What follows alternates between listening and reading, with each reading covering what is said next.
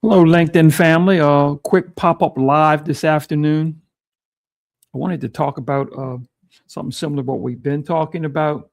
What we're discussing is uh, making your treatment plan work outside your walls to strengthen compliance, reduce relapse risk, and to stabilize outcomes.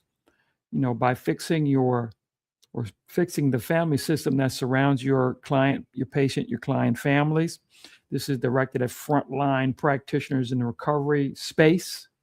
My name is Rich Jones, and I represent secondstarts.com. That's the number two, NDSTARTS.com, Second Starts. And restorative life management. This is what we want to talk about. We brought this up before, that most treatment plans do not fail because of the clinical quality. They break down in real life.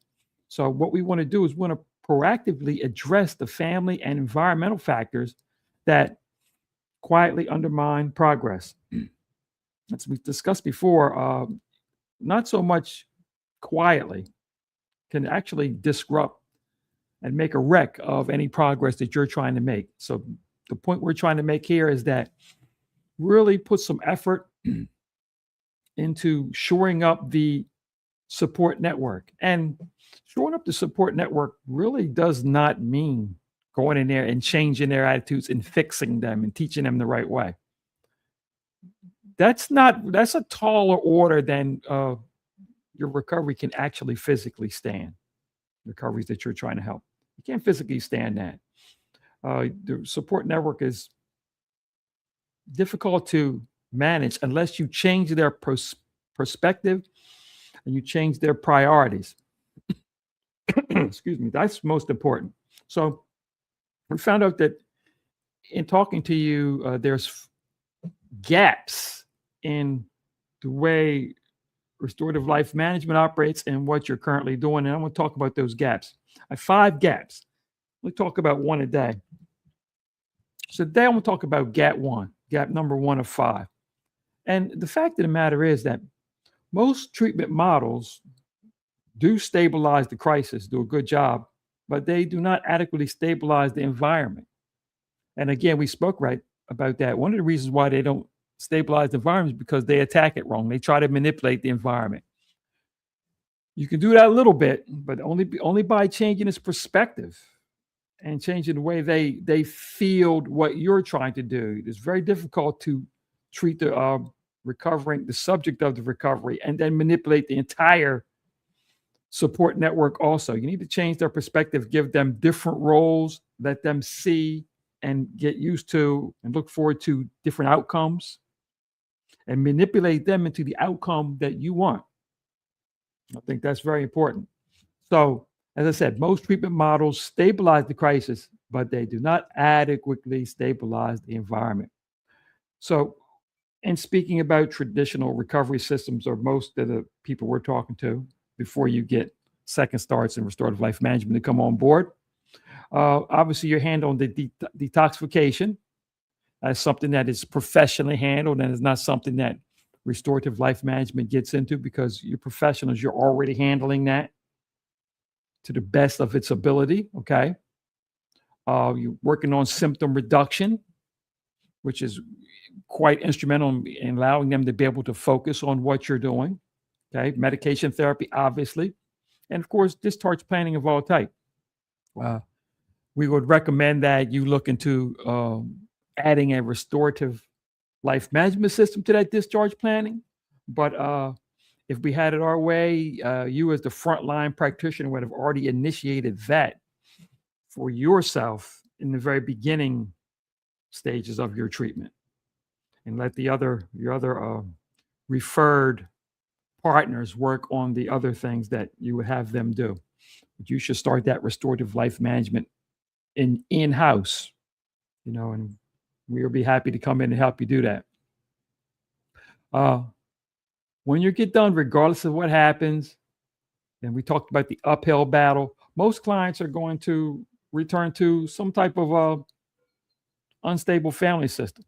And that's just either you can call it a sign of our times, you can call it the way things are, you can call it what you want, but most of the time there's some instability in the support network. And that's what we need to watch out for. And of course, we said again, the idea isn't for you to go in and stabilize it, because that's pumping uphill and doing something a little different. Okay. There's many enabling dynamics, maybe too many to even count from too many directions. Okay. Social isolation is very possible when that family support network is not doing the right thing and your subject client understands, it starts to withdraw and get away from them, which is also detrimental to what you're trying to do. Okay. Unstructured living conditions, unstructured uh, self-management systems that you're working on at the same time. Uh, the best thing again to do is with a restorative life management program, we want to do is be able to change the focus and the execution of change instead of trying to attack all change at once. Okay. There's poor accountability on both sides. And the best thing to do is shore up that accountability system. Uh, remember again, there are humans caring for humans, supported by humans. And it's very important that we get everybody on the same page with the same line of focus. Okay. And of course, we're worried about the emotional reactive environments, because with love comes all the other emotions, which many times are detrimental to strides that you're trying to make in completing this recovery, especially as a frontline practitioner. Obviously, you're worrying about the end. Where are you going to get to? You're right, but the end and delivering that is the best you can. A restorative life management position focuses on environmental stabilization and lifestyle restructuring after acute care, after what you do, after you handle detox, after you handle this, you set a discharge plan in place. And hopefully at that time, you have a restorative life management system that is working along with that. So, what are the things that we know that you're seeing and having to deal with every day? And being talked into the fact that it is a necessity of what you do, it's a necessity of your recovery programs and your systems and everything you're trying to do. You gear yourself up to accepting that this is the way it's going to be. Uh, Revolving door relapse, very difficult. And some of you have seen many people come back and forth because they're really getting anywhere. And the previous mindset has always been, well, just keep hacking at it. We'll keep hacking at it. Well, we lose people along the way when we just keep hacking at it. Okay. You lose people on the way. So what we want to do is get away from that revolving door mentality. Okay. Non-compliance. It's the ugly thing that's not discussed. Non-compliance with everything you're trying to do. We talked about previously. We'll get back to that the next live, but just your treatment comprehension. In other words, getting them to understand what your goals are as a practitioner, and getting you as frontline practitioner to start expressing your goals to them. Don't be afraid to express your goals to them. It's one of the things restorative life management work with you on. Let them know where you want to end up. How and when. Don't be afraid. Don't worry. Don't be afraid that they might not make it. Step out. Make yourself clear what you want as a practitioner. State your needs in this. That's important. State your needs in this, what you need and want to see happen. And use that as a goal. Okay.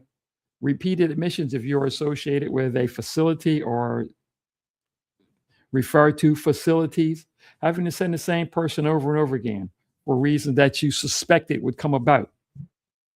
And let's try to walk in and try to step in and take charge and avoid some of that. Okay. And just the aspects of failed treatment, regardless of your expertise and your quality care.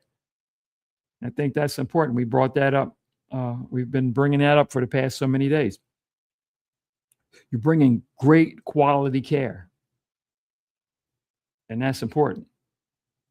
Okay, so the bottom line here in those gaps, that's gap one, is that the bottom line is that, and we go back. The bottom line is that what we want to do is make your treatment plan work outside the walls of strength and compliance. That's the bottom line. Okay. And we want to reduce relapse risk. That's important. Our restorative life management bottom line is this: the clinical work may have succeeded, but the recovery ecosystem remains unchanged. That repeatedly destabilizes them.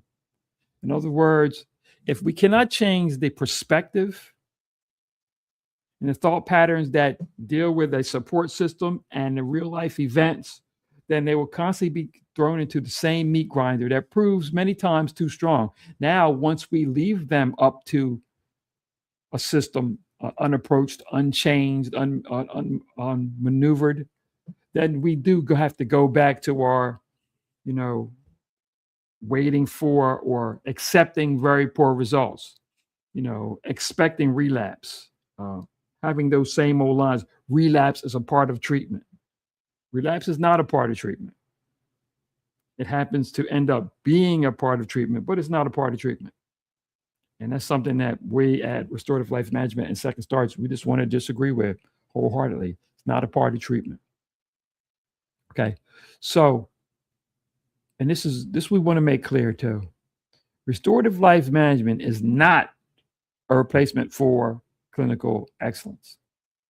Okay. It's a fortification strategy for clinical excellence. Okay. So if your organization, your practice, you as frontline practitioners is committed to improving long-term outcomes for your young adults and or adults and supporting the families beyond the limits of traditional care, we welcome the opportunity to explore aligning and working with you. Our goal is, as usual, to our frontline practitioners take this under their wing and start and add it to their repertoire of referrals. Okay.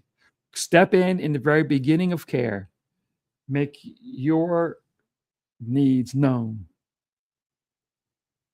In this situation, you're not just a robot spitting out orders of care. Let them know where you want to end up with this.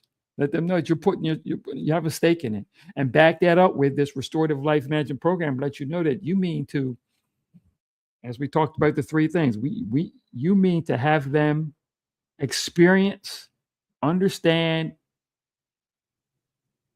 treat as an asset your treatment, your advice, your therapy, your counseling, and understand that and use it to better themselves. We want to go in and we want to help you evaluate, restructure, and create a line of focus for your support network that has all of you pulling in the same direction. And that's so important. Okay. And having a focused perception of what's going on, where we move forward, what the end goal is. Again, the end goal cannot be, oh, we just get better. No, we need to create a focused end goal and have everybody pulling in that same direction. So we welcome you to contact Restorative Life Management. Contact me, Richard Jones RN. Contact me at richardjones@secondstars.com. We'll go to secondstars.com. Contact us. Let's talk to you about what we can do. Our goal is to see each practitioner sit down and be aware of what you want. Your frontline practitioner, be aware of what you want to see. You don't want to continually work with people and feel like you've got an uphill battle. You're ice skating uphill. You know there's a small chance of winning this battle, but you go through the motions. You make your prescriptions, and it's up to them. It's up to the family. Let's step in. Let's be aggressive. Make your needs known, and then let's get out there and help that family and that support network.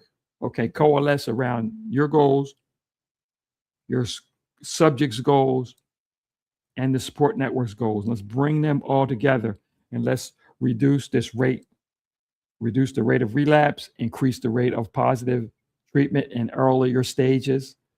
Okay, and let's decrease the amount of short-term recoveries and turn them into long-term permanent recoveries. That's the idea here. And we do that by, again, initiating a restorative life management program. If you see this, you want to get more information on it, comment RLM in the comments. Be happy to get in contact with you, answer any questions you might have about what the program looks like, how you can implement it. What's the benefits for you? What's the benefits for your client families? What's the benefits for their support network? It's important. So we're not going to there's a short live today, but it's important that we get in there and we start working on changing our expectations and moving our expectations. The idea that the system needs to be changed, for me, it's a false idea. What needs to be changed is expectations and some procedure and expectations. Right? We have the tools, we have the practitioners, you have the knowledge. Okay. We have the best practitioners and knowledge in the world today in this country. Okay. We use it, but it's fragmented. Let's bring it all together with a management system. And let's create, positive expectations. And let's see those expectations through. Thank you.